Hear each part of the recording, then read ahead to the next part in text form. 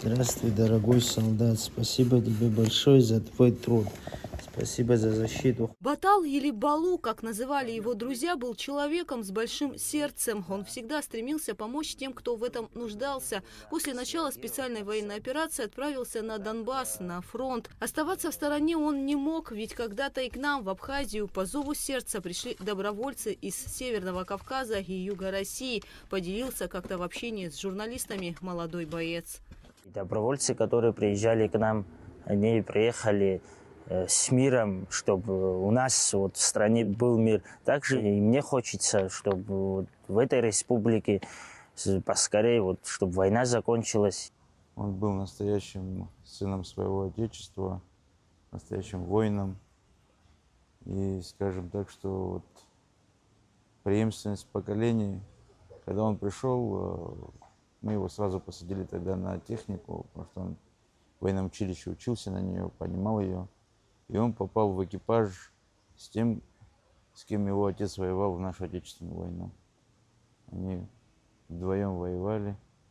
Потом, конечно, уже техника за счет того, что дроны стали активными, и радиус действия техники несопоставим был с тем, что поражение. Поэтому мы уже перестроились. И вот он пошел в штурмовой отряд. Батал Бигвава был отчаянным и храбрым воином. После гибели Владимира Харабуа Микича он возглавил его подразделение и успешно выполнил множество боевых задач. За время своего пребывания в зоне СВО Батал был ранен 5 раз, трижды находился на грани жизни и смерти. Но о возвращении с фронта он и не думал. Слушай, ты не бережешь-то себя. А? Не специально?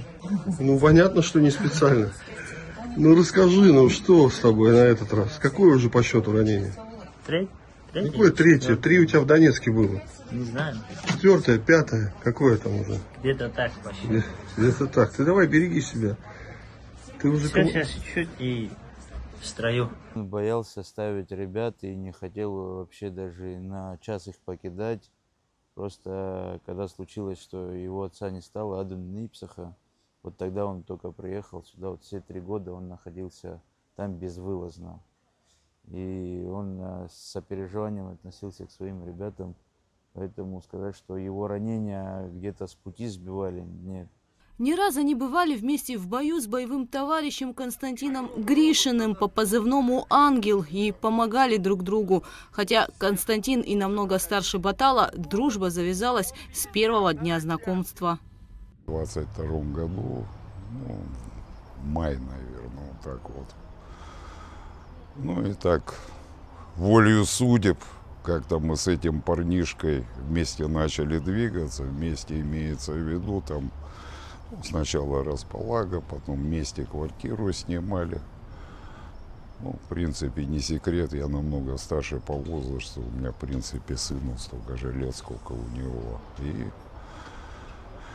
первое ранение он, конечно, там сначала контузия, а потом первое ранение при штурме было двухэтажки, это декабрь 22 года.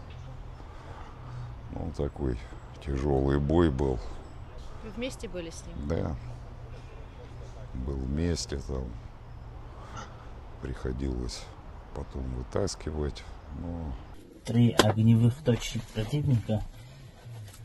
Самая дальняя с правой стороны 97 метров, остальные около 80 метров.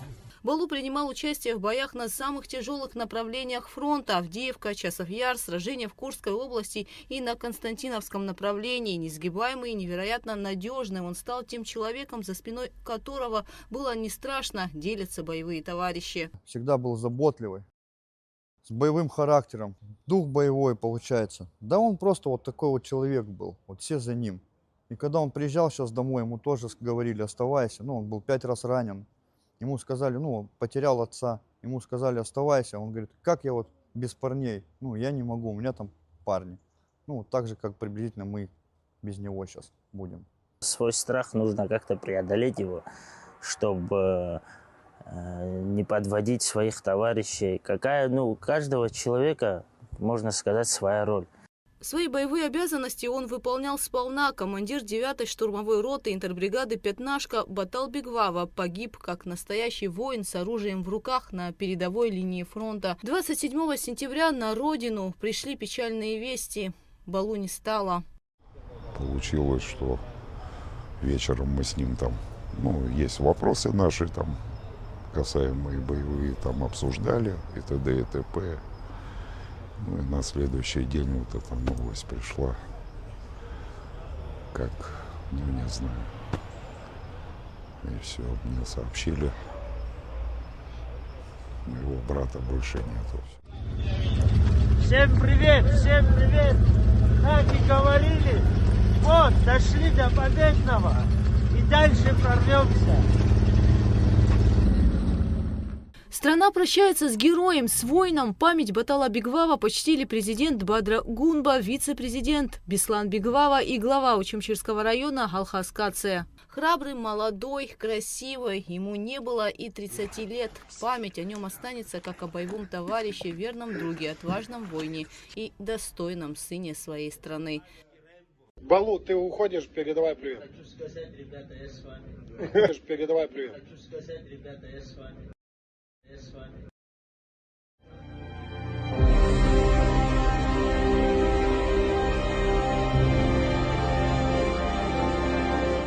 Гугуца Вардания, Раму Камкия, Абхазское телевидение.